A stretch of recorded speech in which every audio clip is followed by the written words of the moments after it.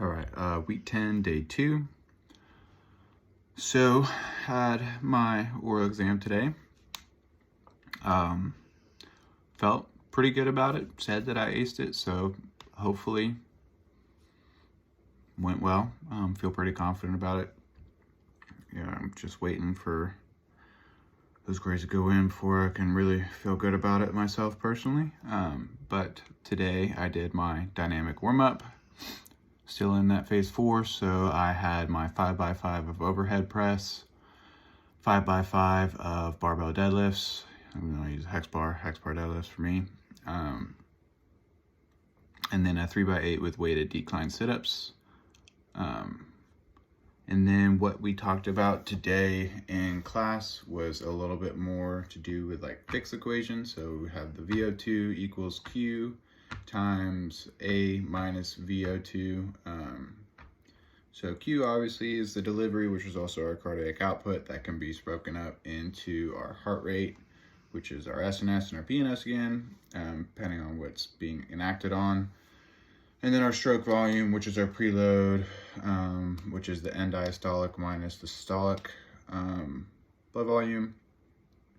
And then our contractility, which is greater the stretch, greater the squeeze. And then our afterload, which is that aortic back pressure, which just kind of, that allows us to calculate our VO2 max to see how well that is actually being manipulated and how well our oxygen is being taken up. So it's the oxygen minus the VO2, so it's the arterial oxygen content minus the venous return arterial or venous return oxygen content, which kind of shows how much is actually being delivered.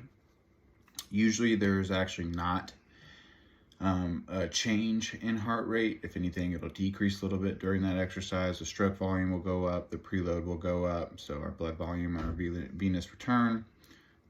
Our contractility, it changes in the calcium release, which can cause an increase in ventricular hypertrophy, which is common in endurance and in strength athletes. And then our afterload, which is our aortic back pressure again, which is the blood pressure. Usually it'll cause a decrease in aortic resistance because we're sending out so much blood, so we have more blood circulating back through, so there's a decrease in that aortic back pressure. And then we're trying to add sarcomeres in parallel rather than horizontal. Horizontal is bad, it can lead to our heart failure. And then the main adaptations to endurance style training is going to be capillary density, which is an increase in O2 delivery, mitochondria biogenesis, which is an increase in O2 utilization, and then our increased hemoglobin, so it's an increase in our hematocrit. It's the long-term acid-base balancing system, helps in decreasing high acid production and preventing fatigue. So we're better at not fatiguing as fast through this system.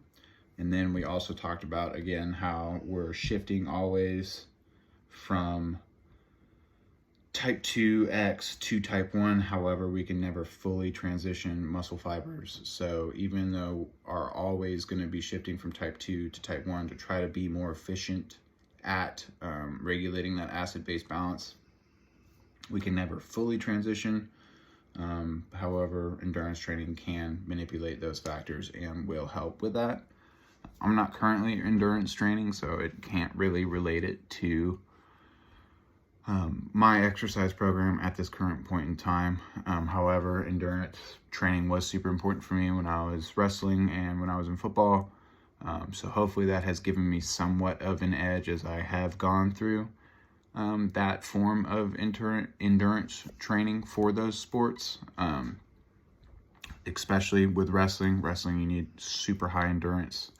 Never really thought about how I was gaining endurance back in high school, but definitely connecting the dots for me now. Super cool stuff, super crazy how the body works. Can't wait to learn more about it.